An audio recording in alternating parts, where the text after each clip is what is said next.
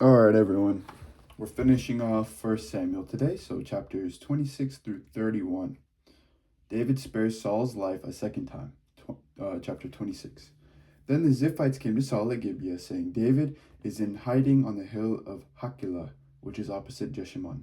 So Saul rose and went down to the wilderness of Ziph with 3,000 chosen men of Israel to seek David in the wilderness of Ziph. Saul encamped on the hill of Hakilah, which is opposite Jeshimon beside the road. But David remained in the wilderness. When he learned that Saul had come after him into the wilderness, David sent out spies and learned that Saul had indeed arrived. Then David set out and came to the place where Saul had encamped. And David saw the place where Saul lay, with Abner son of Ner, the commander of his army. Saul was lying within the encampment, while the army was encamped around him. Then David said to Ahimelech the Hittite, and to Joab's brother Abishai, son of Zeruiah, who will go down with me into the camp to Saul? Abishai said, I will go down with you. So David and Abishai went into the army by night. There Saul lay sleeping within the encampment, with his spear stuck in the ground at his head. And Abner and the army lay around him. Abishai said to David, God has given your enemy into your hand today. Now therefore let me pin him to the ground with one stroke of the spear. I will not strike him twice. But David said to Abishai, do not destroy him, for who can raise his hand against the Lord's anointed and be guiltless? David said, as the Lord lives, the Lord will strike him down, or his day will come to die, or he will go down into battle and perish. The Lord forbid that I should raise my hand against the Lord's anointed. But now take the spear that is in his head, or that is at his head, and the water jar, and let us go. So David took the spear that was at Saul's head and the water jar, and they went away. No one saw it or knew it, nor did anyone awake, for they were all asleep, because a deep sleep from the Lord had fallen upon them. Then David went over to the other side and stood on top of a hill far away, with a great distance between them. David called to the army and to Abner son of Ner, saying, Abner, will you not answer? Then Abner replied, Who are you that calls to the king? David said to Abner, Are you not a man? Who is like you in Israel? Why then have you not kept watch over your lord the king? For one of the people came in to destroy the Lord your king, or your lord the king. This thing that you have done is not good. As the Lord lives, you deserve to die, because you have not kept watch over your lord, the Lord's anointed. See now, where is the king's spear, or the water jar that was at his head? Saul recognized David's voice and said, Is that your voice, my son David? David said, It is my voice, my lord, O king. He added, Why does my lord pursue his servant? For what have I done? What guilt is on my hands? Now therefore let my lord the king hear the words of his servant. If it is the Lord who has stirred you up against me, may he accept an offering. But if it is mortals, may they be cursed before the Lord, for they have driven me out today from my share in the heritage of the Lord, saying, Go, serve other gods. Now therefore do not let my blood fall to the ground away from the presence of the Lord. For the king of Israel has come out to seek a single flea, like one who hunts a partridge in the mountains.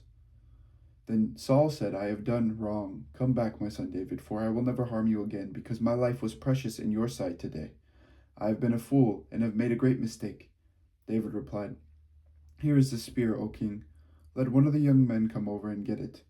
The Lord rewards everyone for his righteousness and his faithfulness. For the Lord gave you into my hand today, but I would not raise my hand against the Lord's anointed. As your life was precious today in my sight, so may my life be precious in the sight of the Lord. And may he rescue me from all tribulation. Then Saul said to David, Blessed be you, my son David. You will do many things and will succeed in them. So David went on his way, and Saul returned to his place. David serves King Achish of Gath. Chapter 27. David said in his heart, I shall not perish one day by the hand of Saul. There is nothing better for me than to escape to the land of the Philistines. Then Saul would despair of seeking me any longer within the borders of Israel, and I shall escape out of his hand. So David set out and went over, he and the 600 men who were with him, to King Achish son of Maoch of Gath. David stayed with Achish at Gath, he and his troops, every man in his household, and David with his 2 wives, Ahinoam of Jezreel and Abigail of Carmel, Nabal's widow. When Saul was told that David had fled to Gath, he no longer sought for him. Then David said to Achish, If I have found favor in your sight, let a place be given me in one of the country towns, so that I may live there. For why should your servant live in the royal city with you?" So that day Achish gave him Ziklag. Therefore Ziklag has belonged to the kings of Judah to this day. The length of time that David lived in the country of the Philistines was 1 year and 4 months. Now David and his men went up and made raids on the Geshurites, the Girzites, and the Amalekites, for these were the landed settlements from Telem on the way to Shur and onto the land of Egypt. David struck the land, leaving neither man nor woman alive, but took away the sheep, the oxen, the donkeys, the camels, and the clothing, and came back to Achish. When Achish asked, "Against whom have you made a raid today?" David would say, "Against the Negeb of Judah, or against the Negeb of the Jerahmeelites, or against the Negeb of the Kenites." David left neither man nor woman alive to be brought back to Gath, thinking, They might tell about us and say, "David has done so and so." Such was his practice all the time he lived in the country of the Philistines. Achish trusted David, thinking, "He has made himself utterly abhorrent to his people Israel. Therefore he shall always be my servant." Chapter 28. In those days the Philistines gathered their forces for war to fight against Israel. Achish said to David, "You know, of course, that you and your men are to go out with me in the army." David said to Achish, "Very well, then you shall know what your servant can do." Achish said to David, "Very well, I will make you my bodyguard for life." Now Samuel had died, and all Israel had mourned for him and buried him in Ramah, his own city. Saul had expelled the mediums and the wizards from the land. The Philistines assembled and came and encamped at Shanuim. Saul gathered all Israel, and they encamped at Gilboa. When Saul saw the army of the Philistines, he was afraid, and his heart trembled greatly. When Saul inquired of the Lord did not answer him, not by dreams, nor by Urim, nor by prophets. Then Saul said to his servants, "Seek out for me a woman who is a medium, so that I may go to her and inquire of her." His servants said to him, "There is a medium at Endor." So Saul disguised himself and put on other clothes and went there, he and 2 men with him. They came to the woman by night, and he said, "Consult a spirit for me and bring up for me the one whom I named for you."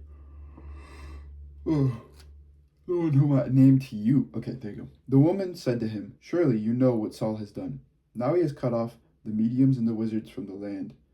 Why then are you laying a snare for my life to bring about my death?" But Saul swore to her by the Lord, "As the Lord lives, no punishment shall come upon you for this thing." Then the woman said, "Whom shall I bring up for you?" He answered, "Bring up Samuel for me." When the woman saw Samuel, she cried out with a loud voice, and the woman said to Saul, "Why have you deceived me? You are Saul." The king said to her, "Have no fear. What do you see?" The woman said to Saul, "I see a divine being coming up out of the ground." He said to her, "What is his appearance?" She said, "An old man is coming up. He is wrapped in a robe." So Saul knew that it was Samuel, and he bowed with his face to the ground and did obeisance. There you go. Then Samuel said to Saul, "Why have you disturbed me by bringing me up?" Saul answered, "I am in great distress, for the Philistines are warring against me, and God has turned away from me, and answers my prayers no more, either by prophets or by dreams, so that I summoned you to tell me what I should do." Man, I'm not reading good today. Anyway, Samuel said, "Why then do you ask me, since the Lord has turned from you and become your enemy?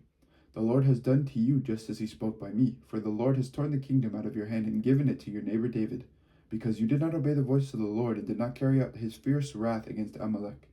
Therefore the Lord has done this thing to you today. Moreover, the Lord will give Israel along with you into the hands of the Philistines, and tomorrow you and your sons shall be with me. The Lord will also give the army of Israel into the hands of the Philistines." Immediately Saul fell full length on the ground, filled with fear because of the words of Samuel. And there was no strength in him, for he had eaten nothing all day and all night. The woman came to Saul, and when she saw that he was terrified, she said to him, "Your servant has listened to you. I have taken my life in my hand and have listened to what you have said to me. Now therefore you also listen to your servant. Let me set a morsel of bread before you. Eat, that you may have strength when you go on your way." He refused and said, "I will not eat." But his servants, together with the woman, urged him, and he listened to their words. So he got up from the ground and sat on the bed. Now the woman had a fatted calf in the house. She quickly slaughtered it and took flour, kneaded it, and baked unleavened cakes. She put them before Saul and his servants, and they ate. Then they rose and went away that night. The Philistines reject David. Chapter 29. Now the Philistines gathered all their forces at Aphek, while the Israelites were encamped by the fountain that is in Jezreel. As the lords of the Philistines were marching on by hundreds and by thousands, and David and his men were marching in the rear with Achish, the commanders of the Philistines said, "What are these Hebrews doing here?" Achish said to the commanders of the Philistines, commanders of the Philistines, "Is this not David, the servant of King Saul of Israel, who has been with me now for days and years? Since he deserted to me, I have found no fault in him to this day." But the commanders of the Philistines were angry with him, and the commanders of the Philistines said to him, "Send the man back so that he may return to his place that you have assigned to him. He shall not go down with us to battle, or else he may become an adversary to us in the battle. For how could this fellow reconcile himself to his Lord? Would it not be with the heads of the men here? Is this not David, of whom they sing to one another in dances? Saul has killed his thousands, and David his tens of thousands."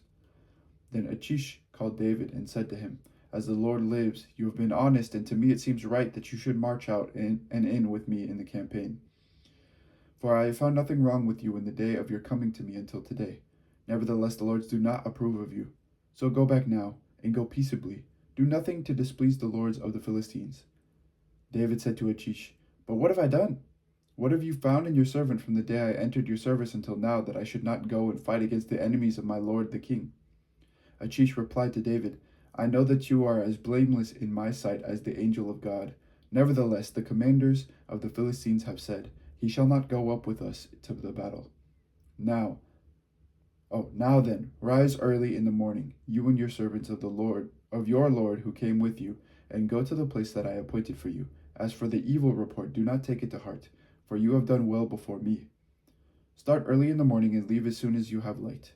So David set out with his men early in the morning to return to the land of the Philistines, but the Philistines went up to Jezreel.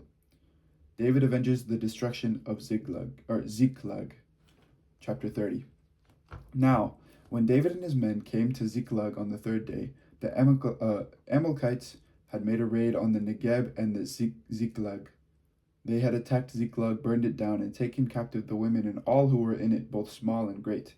They killed none of them, but carried them off, and went on their way. When David and his men came to the city, they found it burnt down, and their wives and sons and daughters taken captive. Then David and the people who were with him raised their voices and wept until they had no more strength to weep. David's 2 wives also had been taken captive, Ahinoam of Jezreel and Abigail, the widow of Nabal of Carmel. David was in great danger, for the people spoke of stoning him, because all the people were bitter in spirit for their sons and daughters. But David strengthened himself in the Lord his God. David said to the priest Abiathar, son of Ahimelech, "Bring me the ephod." So Abiathar brought the ephod to David. David inquired of the Lord, "Shall I pursue this band? Shall I overtake them?" He answered him, "Pursue, for you shall surely overtake and shall surely rescue." So David set out, he and the 600 men who were with him. They came to the Wadi Bezor, where those stayed who were left behind. But David went on with the pursuit.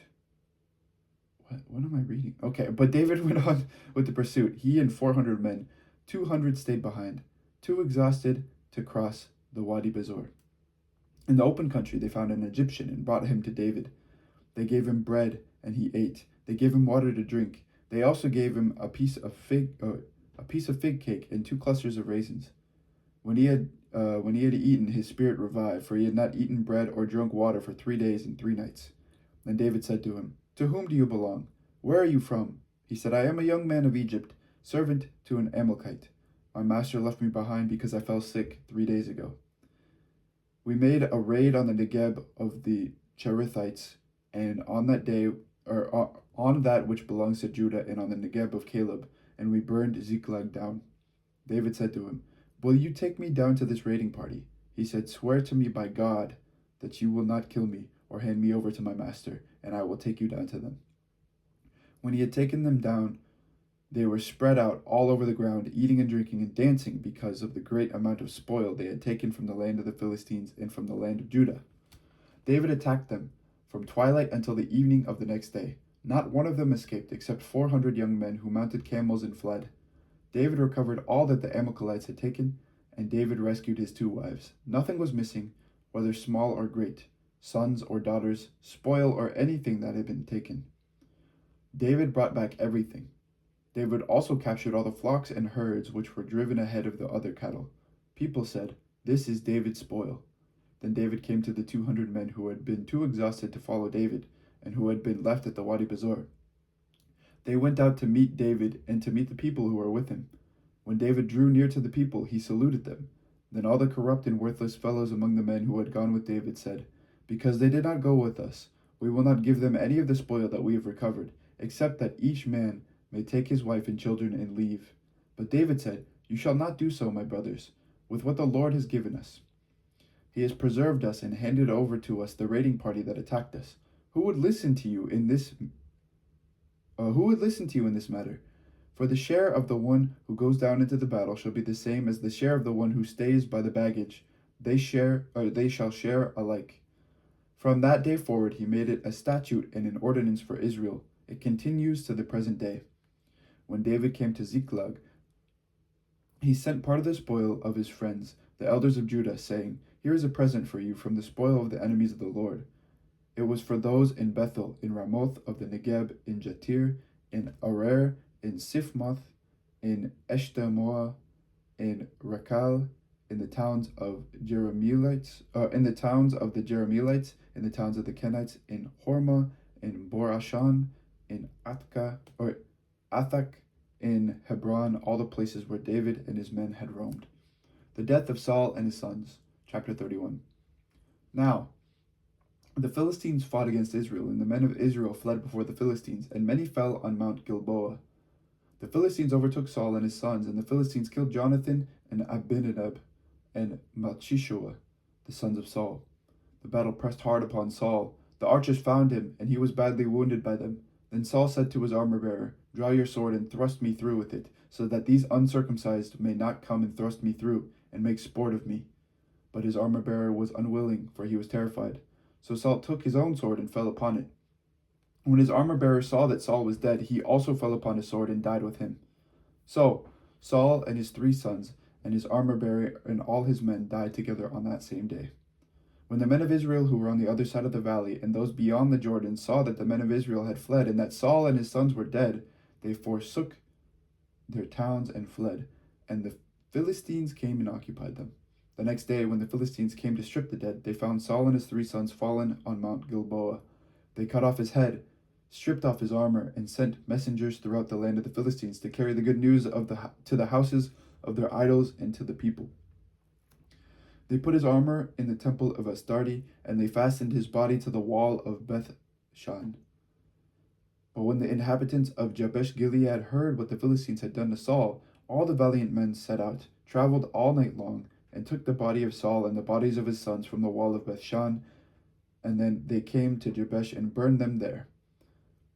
Then they took their bones and buried them under the tamarisk tree in Jabesh, and fasted for 7 days. All right, this is the word of the Lord. Thanks be to God. And now we have completed 1 Samuel. And now we're on to 2 Samuel. All right, thank you to everyone who has listened today. May God bless you, and everyone have a very good day. Take care. Bye-bye.